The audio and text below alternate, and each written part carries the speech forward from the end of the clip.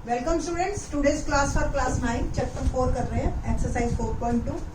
दो चरों वाले रैखिक समीकरण, दो चर वाले रैखिक समीकरण। ठीक है, आपको याद हो हमने 4.1 एक्सरसाइज जब करवाई थी तो उसमें फॉर्म करवाई थी ax + by + c = 0। आज हम इसके हल निकालना सीखेंगे। हल कैसे निकालते हैं, क्या होते हैं, हल कहते किसे हैं। पहली बात, अब सपोज एक इक्वेशन है x + y = 10। मैंने कहा कोई मैं हूं और एक मेरी फ्रेंड है, दोनों के पास टोटल रुपीज 10 है। बताओ कितने कितने रुपए हैं। अब कोई कहेगा ये क्या क्वेश्चन हो सकता है दोनों के पास 5-5 हो सकता है एक के पास 6, एक के पास 4 हो सकता है एक के पास 7 और एक के पास 3 हो। बात समझ आ रही है आपको मेरी कि x और y का क्या क्या मान हो सकता है। ठीक है, जैसे दोनों का 5-5 तो भी 10 हो गया, 10 रुपए बन गए। x के पास 2 और y के पास 8, ऐसा भी हो सकता है। x के पास 4 और y के पास 6, 6 × 4 10 तो भी हो सकते हैं 10 रुपए। 3 और 7 ऐसा भी हो सकता है ना, हो सकता है ना। तो कुल मिला के अगर यहाँ पे बहुत सारे बच्चे और अभी तो हम पूरी संख्या ले रहे हैं, कोई डेसिमल ले ले कि 1 रुपया 20 पैसा है और दूसरे के पास 8 रुपया 80 पैसा है तो भी हो सकते हैं, है ना। तो कितने आंसर बन जाएंगे, इसके। ये सारे क्या कहलाते हैं, इसके हल कहलाते हैं। क्या कहते हैं, हल। तो किसी भी रैखिक समीकरण के, दो चर वाले रैखिक समीकरण के, अब आप बताइए आदित्य मतलब 1 and only 1, ऐसा कि आप निकालो, मैं निकालू, कल निकालो, परसों निकालो, 2050 में निकालो, answer should be same, answer same होना चाहिए, वो होता है आदित्य हल। केवल 2 हल यानी कि सिर्फ 2 उत्तर। अपरिमित रूप से अनेक हल यानी कि जितने बच्चे बैठे हैं जितनी बार निकाले हर बार नया। तो आपने देखा, तो इसमें कितने हो गए हल, अपरिमित रूप से अनेक हल। ठीक है, तो पहला क्वेश्चन क्या था कि निम्नलिखित विकल्पों में से कौन सा विकल्प सत्य है और क्यों। तो ये आपका समीकरण है और ये पूछा है कि कितने हल हो सकते हैं। तो थर्ड इज आवर आंसर कि अपरिमित रूप से अनेक हल होंगे हमारे। क्लियर ये आप सबको। अब सेकंड क्वेश्चन में हम सीखेंगे कि जो हल हैं हमारे वो कैसे कैसे हम निकाल सकते हैं। तो एक तो निकालना भी आना चाहिए और एक उसको रिप्रेजेंट करना, यानी कि आपको टीचर के सामने किस फॉर्म में उसको रखना है। ठीक है, तो पहला, सेकंड का फर्स्ट पार्ट, निम्नलिखित समीकरणों में से प्रत्येक समीकरण के 4 प्रत्येक समीकरण के 4 हल लिखिए। ये क्वेश्चन है हमारा। ठीक है बेटा जी, समीकरण क्या है देखो। पहला 2x + y = 7। ठीक है, पहला तरीका, टीचर के सामने आप हमेशा इस टेबुलर फॉर्म में लिखेंगे। ये टेबल है, ऊपर x है, ये y। अब निकालना कैसे है, बहुत ही आसान तरीका बताती हूँ मैं आपको। आप एक चर को एक साइड रखिए और दूसरे को उधर ले जाओ, आपकी मर्जी है, आप x को ले जाओ, y को ले जाओ, जिसको मर्जी ले जाओ। अब x का मान डालते जाओ, y निकालते जाओ। x का मान आपका अपना दिल जो कहे, आप 0 डालो, 1 डालो, 2 डालो, 3 डालो, -1 डालो, कुछ मर्जी डालो आप। ठीक है, तो मैंने माना अगर x 1 तो y क्या होगा, 7 - 2 और x की जगह मैंने रखा 1। ठीक है, बॉडमॉस का रूल फॉलो करना है। बॉडमॉस का रूल क्या है बता दे आपको, जिन बच्चों को नहीं पता। बॉडमॉस यानी कि हिंदी में बोलते हैं बकभगजन। बा से भाग, गा से गुना, जा से जमा, ना से नफी। नफी मतलब क्या होता है, उर्दू का वर्ड है, यानी कि सब्ट्रैक्शन, घटा। का से का यानी कि मल्टीप्लाई, बा से ब्रैकेट। ठीक है, तो bracket of divide multiply addition और सब्ट्रैक्शन BODMAS। छठी क्लास तक तो बच्चे डमास पढ़ के आते हैं, डमास, और फिर हम उसको बो और जोड़ देते हैं उसके साथ, बन जाता है BODMAS। ठीक है, तो BODMAS का रूल हमेशा फॉलो करना है आपने, यानी कि पहले अगर मल्टीप्लाई या ब्रैकेट है उसको हल कीजिए आप। ठीक है बेटा जी,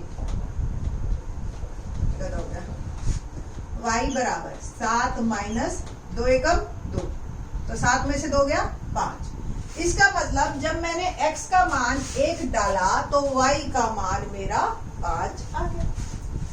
दूसरी संख्या x क्या डालूं, 2 डाल दूं, तो y 7 माइनस, जहां x है वहां पे 2 लिख दिया, और 2 और x के बीच में देखो कोई निशान नहीं है ना, तो मल्टीप्लाई होता है बेटा, और ब्रैकेट लगा देते हैं, 2 दूनी 4, तो 7 में से 4 गया 3। तो जब हमने x का मान 2 डाला, y क्या आ गया 3। अब x क्या डालें, 0 डाल दें, तो y क्या आएगा 7 माइनस 2 0। अब 0 किसी को भी गुना करके क्या हो जाता है 0, तो y क्या आ गया 7। तो जब x का मान 0 डाला, y आ गया मेरा 7। और क्या डाले, 4 बनाने हैं, तो अगला डाल देते हैं x 4। ठीक है, तो 7 माइनस 2 चौक 8। ठीक है, -1। आंसर कुछ भी आए, नेगेटिव आए पॉजिटिव आए, उससे आपको कोई मतलब नहीं। ठीक है, 4 और -1। ठीक है, कितना आसान है, 4 समीकरण आपको हल बताने हैं। इस तरीके से आप किसी के भी हल बता सकते हैं, और बहुत ही आसान है। ठीक है, ऐसे ही एक और करें, प्रैक्टिस हो जाएगी आपकी, और आपको अगर कोई कंफ्यूजन रह गया है तो वो भी दूर हो जाएगा। एक क्वेश्चन और ट्राई करते हैं, सेकंड पार्ट। क्या है second part, pi x plus y is equal to 9। अब इसमें क्या दे रखा है, आप ना पाई में ही आंसर देना, आपको वैल्यू सॉल्व करने की जरूरत नहीं है। तो y और 9 माइनस पाई x, इस पाई x को पूरे को उठा के मैं उधर टेबल बना देते हैं, x और ये y। x का मान डाले, 0 डाला, पहले की तरह बिल्कुल, पाई इंटू 0, तो 0 से गुना करके 0। ठीक है ना बेटा, 9। तो जब मैंने 0 डाला 9, साथ साथ लिखते जाओ ताकि कोई कंफ्यूजन ना रहे। 1 डालिए, तो y 9 घटा पाई, और ये 1, तो 9 माइनस पाई, सिंपल। तो 1 डाला तो उत्तर क्या आ गया 9 माइनस पाई। फिर 2 डाले, y 9 माइनस पाई 2, यानी कि 9 माइनस 2 पाई। देखो ये पहले वाले से आसान, क्यों, इसमें तो हल भी नहीं करना। 3 डाले, तो y 9 माइनस पाई 3, तो 9 माइनस 3 पाई। आंसर हो गया ना आसान। ठीक है जी, करें अगला क्वेश्चन। अगला क्वेश्चन क्या है, x is equal to 4y। ठीक है, तो थर्ड पार्ट देखते हैं, x is equal to 4y।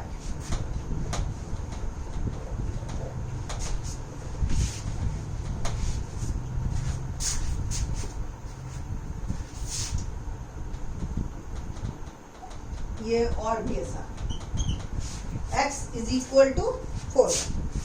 अब क्या करो, आप y का मान डालते जाओ, x निकालते जाओ, और ये तो वर्बली हो जाता है, बच्चे बड़े खुश होके काम करते हैं। मैं पहले ही लिख देती हूँ x का मान, क्या नहीं सॉरी y डालना है, y पहले लिख देती हूँ, 0 1 2, ये डालूंगी, मैंने अपने मन में पहले ही सोच लिया। ठीक है, तो y 0 डाला, x आ गया 4 इंटू 0 0। y 1 डालू, तो x is equal to 4 into 1, क्या आया 4। y 2 डालू, तो x क्या आया 4 इंटू 2, 4 2 जा 8, 4 दूनी 8। y 3 डालू, x आ गया 4 इंटू 3, 4 दिए 12। ये उत्तर है ना आसान, बहुत ही आसान है आपका ये क्वेश्चन। और देखते हैं क्वेश्चन नंबर 3 देखते हैं, एक्सरसाइज 4.2 का। क्या क्वेश्चन है, बताइए कि निम्नलिखित हलों में से कौन कौन समीकरण इसके हल हैं या नहीं? देखो बहुत आसान है, पहले 2 क्वेश्चन से ज्यादा आसान क्वेश्चन ये। क्या मेरे को सिंपल और सिंपल पुट करके चेक करना है कि लेफ्ट में मैं एक्स और वाई दोनों का मान रखूंगी, और अगर 4 आ गया तो यानी कि वो है हल, अगर नहीं आया तो हल नहीं है। देखो ये मान दे ही रखा है, पहले वाला हमेशा x होता है, तीसरे चैप्टर में हमने कर रखा है ना, दूसरे वाला हमेशा y होता है।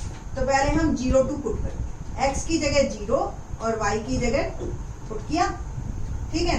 ये 0 तो 0 ही हो गया, 2 2 जा 4, 0 में से 4 गया -4। अब 4 के बराबर तो नहीं है ना बेटा ये, तो ये नॉट इक्वल, आपने लिखना है हल नहीं, बस हल नहीं, ठीक है। करें दूसरा, करें सेकंड पार्ट। चलिए जी, ये आप अच्छी तरह से नोट कर लो, दूसरा करते हैं। अब हम बात करते हैं दूसरे की, कि x का मान 2 और y का मान 0 डाल के देखते हैं। तो ये 2 और 2 इंटू 0 0, क्या ये 4 के बराबर है? नहीं, 2 भी 4 के बराबर नहीं है, तो ये भी हल नहीं, ठीक है। ये भी नहीं है, ये भी नहीं है।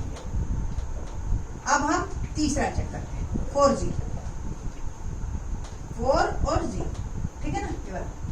x का मान 4 और y का मान 0, तो 4 2 0 0, तो 4, उत्तर क्या आ गया? 4। ये हल है, ठीक है ना। तो इसका मतलब ये हल सिद्ध हो गया। अगला चेक करें, √2 और 4√2। x का मान डालो √2 और y का मान डालो 4√2, ठीक है ना। अब जब गुना करते हैं, पहले हमेशा ब्रैकेट हल करना है। जब गुना करते हैं तो बाहर वाला बाहर वाले से, अंडर रूट के अंदर वाला अंदर वाले से। अब इसके पास अंदर वाला है ही नहीं, कोई बात नहीं, वो पड़ा रहे। 2 चौक 8 √2, ठीक है। अब सेम रूट वाले तो आपस में घटा या जमा हो सकते हैं, पर होता क्या है, बाहर वाले होते हैं हमेशा जमा घटा। ये √2 है, बाहर यहाँ 1 पड़ा है, यहाँ 8 पड़ा है माइनस का, तो अल्टीमेटली हो गया -7√2, ठीक है। 4 के बराबर नहीं है, तो ये भी हल नहीं, ठीक है जी। आगे अगला 5वां पार्ट, 1 1 डाल के देखें। 1 1, x का मान 1 और y का मान भी 1, तो 1 -2 -1 नॉट इक्वल टू 4, तो ये भी हल नहीं है। तो सिर्फ एक ही हल निकला हमारा 4 0, ठीक है। तो सेम क्वेश्चन 4th भी बहुत ही आसान है हमारे पास। 4th क्वेश्चन देखते हैं हम, क्या है 4th question, just read it. कि क्वेश्चन नंबर 4 देखते हैं। k का मान ज्ञात कीजिए, k का मान ज्ञात कीजिए कि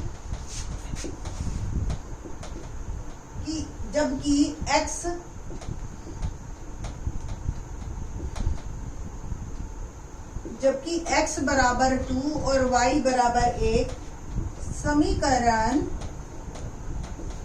2x + 3y = k का हल है। अब देखो उल्टा है, ये हल दे रखा है और हमें k का मान बताना है। अगर ये हल है तो इसका मतलब लेफ्ट साइड और राइट साइड दोनों बराबर है, तो मैं 2 और 1 पुट करके देखती हूँ। x 2 y 1, 2 और y की वैल्यू मैंने 1 डाली, और इधर के ये दोनों बराबर है, ये दे रखा है, क्योंकि ये हल है, कह रहा है 2 दूनी 4, 3 एकम 3, 4 और 3 कितना हो गया 7, तो k का मान क्या आ गया हमारा 7। तो बहुत ही आसान एक्सरसाइज थी हमारी 4.2। सिमिलरली 4.3 है, शुरू करेंगे in the next lecture. Thanks.